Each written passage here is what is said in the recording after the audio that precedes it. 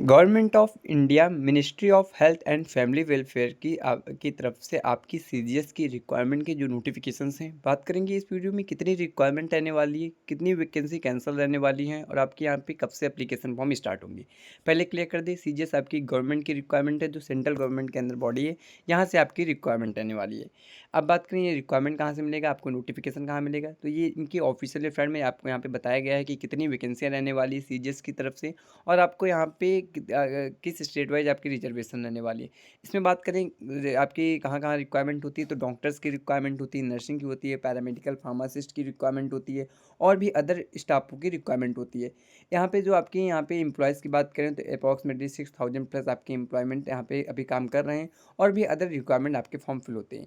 तो यहाँ पे कितनी वैकेंसी यहाँ पे वैकेंट रहने वाली है, राज्यसभा में आपको यहाँ पे एक पिटीशन डाली गई थी आपकी यहाँ पे रंजीत राजन के नाम से डाली गई थी कि कितनी आपकी वैकेंसी यहाँ पे ओपन रहने वाली है और कब से इसके एप्लीकेशन फॉर्म आएंगे। तो पूरा वीडियो लास्ट तक देखना है, सिलेक्शन प्रोसेस क्या रहने वाला है, कितनी वैकेंसी रहने वाली है, उत्तर प्रदेश, राजस्थान, हरियाणा, कहाँ कहाँ से कितनी वैकेंसी आपके यहाँ पे खाली रहने वाली है।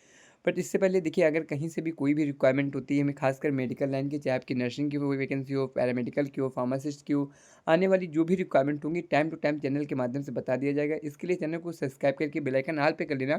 आने वाली जो भी रिक्वायरमेंट होंगी आपको टाइम टू टाइम पता चल जाएगा। एक बार बेल आइकन ऑल पे कर लोगे तो पूरी रिक्वायरमेंट पता चल जाएगा। अगर ये नोटिफिकेशन न मिले तो व्हाट्सअप की लिंक डिस्क्रिप्शन में प्रोवाइड कर देंगे, इनकी ऑफिशियल वेबसाइट की भी लिंक आपको डिस्क्रिप्शन में प्रोवाइड कर देंगे, आप वहाँ से जाकर नोटिफिकेशन डाउनलोड कर सकते हैं। बाकी नोटिफिकेशन के लिए आप अपने ब्राउज़र में अगर टाइप करेंगे तो हम आपको यहाँ पे टाइप करके भी दिखा दे रहे हैं आपको कैसे नोटिफिकेशन डाउनलोड करना है। सो देखिए, ये गवर्नमेंट की ऑफिशियल वेबसाइट रहने वाली है। आपको government of India ministry of railway की तरफ से ये एडवर्टाइजमेंट मिल जाएगा। ये लोकसभा के द्वारा आपके यहाँ पे रिलीज़ किया गया है। CGS 1087 आपके यहाँ पे रिक्वायरमेंट रहने वाली है, आप यहाँ से जाके चेकआउट कर सकते हो। हमने आपको यहाँ पे बता दिया, यहाँ पे 1000 प्लस रिक्वायरमेंट रहने वाली है। ये इनकी ऑफिशियल वेबसाइट रहने वाली, क्लिक करके डाउनलोड कर सकते हो। ये इसकी लिंक हम सीधा डिस्क्रिप्शन प्रोवाइड कर देंगे, आप वहाँ जाके फुल नोटिफिकेशन भी रीड कर सकते हो, क्योंकि ये vacancy ministry of family welfare की तरफ से रहने वाली है। अब बात करें क्या रिक्वायरमेंट रहने वाली है, कितनी पोस्टों पे रहने वाली है, स्टेट वाइज क्या रिक्वायरमेंट रहने वाली है। सो देखिए, जैसे आप वहाँ पे क्लिक करोगे आपके आगे फुल नोटिफिकेशन ओपन हो जाएगा। डिस्ट्रिक्ट वाइज वैकेंसी बताई गई है, स्टेट वाइज वैकेंसी बताई गई है और आपको यहाँ पे ये भी बताया गया है कि किस स्टेट में प्रेजेंट टाइम में रिक्वायरमेंट रहने वाली है। यहाँ पे हमने आपको ये भी क्लियर कर दिया था स्टार्टिंग में ही 6000 प्लस आपकी भी यहाँ पे एम्प्लॉय हैं जो प्रेजेंट टाइम पे काम कर रहे हैं यहाँ पे। और यहाँ पे रिक्वायरमेंट की पहले एक बात और क्लियर कर देते हैं, यहाँ पे जो प्रेजेंट टाइम में रिक्वायरमेंट वैकेंसियाँ रहने वाली हैं किस किस स्टाफ के लिए रहने वाली हैं, तो यहाँ पे मेडिकल ऑफिसर्स यानी डॉक्टर्स की रिक्वायरमेंट रहने वाली है।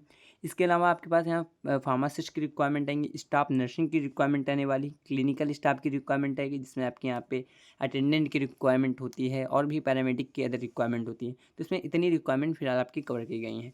अब नोटिफिकेशन के लिए आप नीचे आएंगे तो आपको यहाँ पे पेज नंबर आपको आना है 3 पे आएंगे, आपको यहाँ पे पता चलेगा कि किस टाइम कितने यहाँ पे सीजेस के अभी यहाँ पे डिपार्टमेंट ओपन किए गए थे।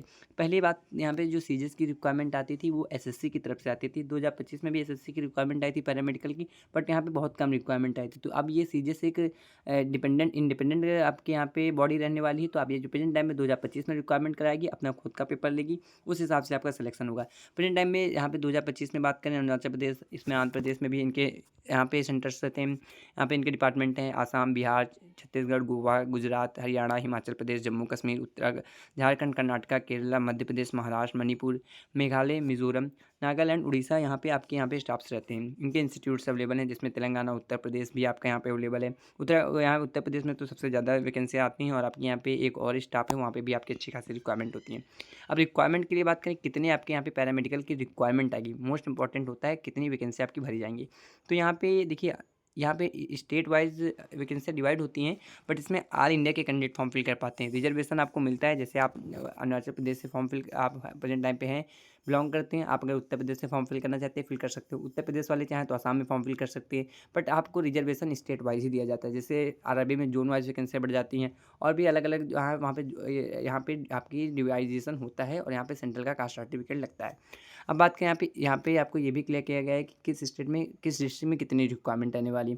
जैसे अरुणाचल प्रदेश में बात कर लेते हैं तो आपके यहाँ पे यहाँ पे डॉक्टर्स की 2 रिक्वायरमेंट आने वाली हैं, फार्मासिस्ट की 2 रिक्वायरमेंट आने वाली है। आंध्र प्रदेश में इसी तरह बात करें एनटीआर में आपके यहाँ पे डिस्ट्रिक्ट रहने वाला है। हम आपको डिस्ट्रिक्ट नहीं बताएँगे, अगर आप डिस्ट्रिक्ट विज़िट करना चाहते हो तो आप वीडियो पॉज़ करके विज़िट कर सकते हो या लिंक डिस्क्रिप्शन में वहाँ पे विज़िट कर सकते हो। नेक्स्ट वीडियो आपको बता देंगे कैसे आपको यहाँ पे चेकआउट करना हो कि आपके यहाँ पे एप्लीकेशन कब से स्टार्ट होंगे और आपका यहाँ पे एग्ज़ाम सेंटर कहाँ रहने वाला है।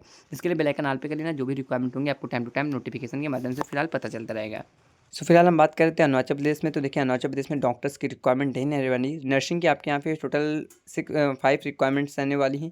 फार्मासिस्ट की बात कर लेते हैं तो फार्मासिस्ट की अच्छी खासी रिक्वायरमेंट रहने वाली है, जिसमें से बात करें यहाँ पे टोटल रिक्वायरमेंट कितनी रहने वाली, तो 4 आप यहाँ पे आपके डिस्ट्रिक्ट वाइज वैकेंसी रिजर्वेशन मिलेगा। 4 रिक्वायरमेंट रहेंगी, 2 रिक्वायरमेंट रहेंगी, 2 वैकेंसी रहेंगी, 3 वैकेंसी रहेंगी, 3 वैकेंसी रहेंगी। और अगर आप आंध्र प्रदेश से बिलोंग करते हो तो आपको यहाँ पे कैटेगरी वाइज रिजर्वेशन मिलता है। इसी तरह बात करें पैरामेडिक की, जिसमें आपकी एलटी की ओटी की सबकी रिक्वायरमेंट होती है, हॉस्पिटल अटेंडेंट की रिक्वायरमेंट होती है, यहाँ पे आपकी अच्छी खासी रिक्वायरमेंट आएंगी। इसके बाद बात करें आसाम में आपके यहाँ पे 3 डिस्ट्रिक्टों में यहाँ पे रहेंगी। डॉक्टर्स की भी रिक्वायरमेंट होंगी, टोटल आपकी 8+ रिक्वायरमेंट रहने वाली हैं आपके आसाम की तरफ से। और नर्सिंग की 3 रिक्वायरमेंट आएंगी, पैरामेडिक यहाँ फार्मासिस्ट की 3 रिक्वायरमेंट आएंगी, और जो पैरामेडिकल स्टाफ होता है उनकी आपके यहाँ पे टोटल रिक्वायरमेंट रहने वाली हैं 16+ आपके यहाँ पे रिक्वायरमेंट रहने वाली। तो ये आपकी पैरामेडिकल स्टाफ की आसाम की तरफ से रहने वाली है। इसी तरह बिहार में भी आपकी अच्छी खासी रिक्वायरमेंट रहने वाली। बिहार में बात कर लेते हैं तो बिहार में आपकी ये प्रेजेंट टाइम में इतनी रिक्वायरमेंट्स स्टार्ट हैं। इसमें से आपके यहाँ पे बात करें डॉक्टर्स की, तो डॉक्टर्स की जो आपके यहाँ पे रिक्वायरमेंट आने वाली, पटना में आपकी 5 रिक्वायरमेंट आएंगी, सारण में आपकी 1 रिक्वायरमेंट आएगी। यहाँ पे नर्सिंग की बात करें तो नर्सिंग की यहाँ पटना की तरफ से कोई भी रिक्वायरमेंट नहीं है। बाकी अगर बिहार से बिलोंग करते हो तो आप उत्तर प्रदेश में फॉर्म फिल कर देना, या आपके जो नियर बाई स्टेट्स होते हैं वहाँ पे भी फॉर्म फिल कर सकते हो। बाकी नर्सिंग की नहीं रहने वाली। फार्मासिस्ट की वैकेंसी रहेंगी 3 से लेकर यहाँ पे अलग अलग वैकेंसी रहेंगी। 3 वैकेंसी रहेंगी आपके यहाँ पे पटना से, 1 वैकेंसी आपकी सारण से रहेगी, गया से आपकी 1 वैकेंसी रहेगी, 2 वैकेंसी आपकी मुजफ्फरपुर से रहेंगी। इसी तरह आपकी 1 वैकेंसी और रहने वाली है। पैरामेडिकल की 18 वैकेंसी आपकी पटना से रहने वाली, और भी अदर रिक्वायरमेंट रहने वाली। ये आपके यहाँ पे एडमिनिस्ट्रेटिव स्टाफ होता है, जिसमें आपके यहाँ पे अटेंडेंट की रिक्वायरमेंट होती है। एडमिनिस्ट्रेटिव स्टाफ भी अपने यहाँ पे चेकआउट कर सकते हो।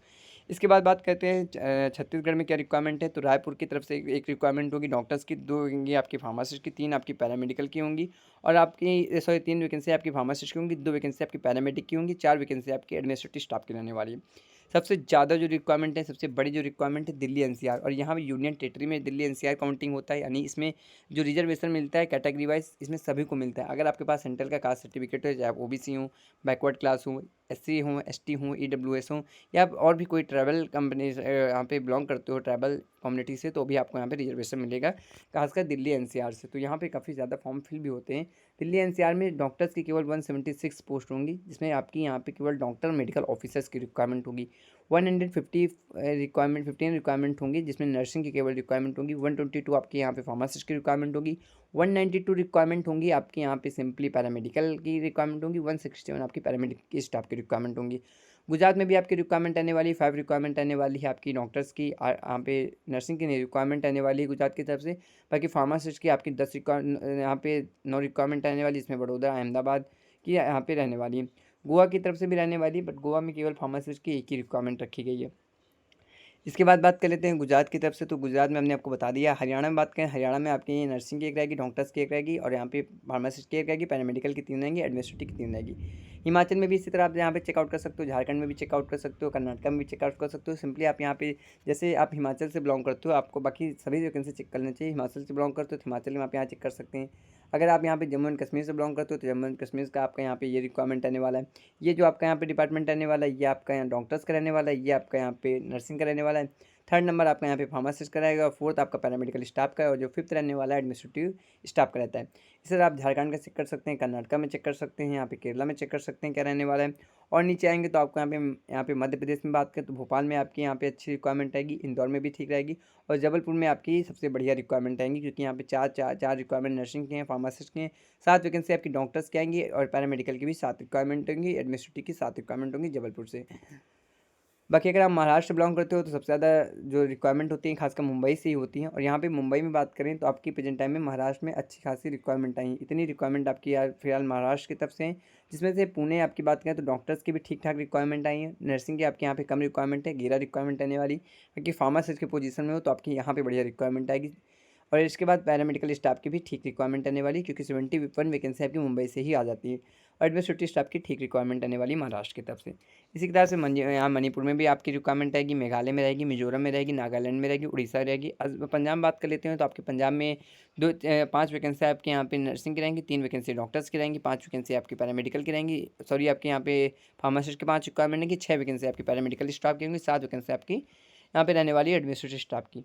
इसी तरह आप राजस्थान से अगर बिलोंग करते हो, खासकर जयपुर से, तो जयपुर में आपकी फार्मासिस्ट की केवल 9 रिक्वायरमेंट आएंगी। नर्सिंग की प्रेजेंट टाइम पे जयपुर में नहीं रखी गई है।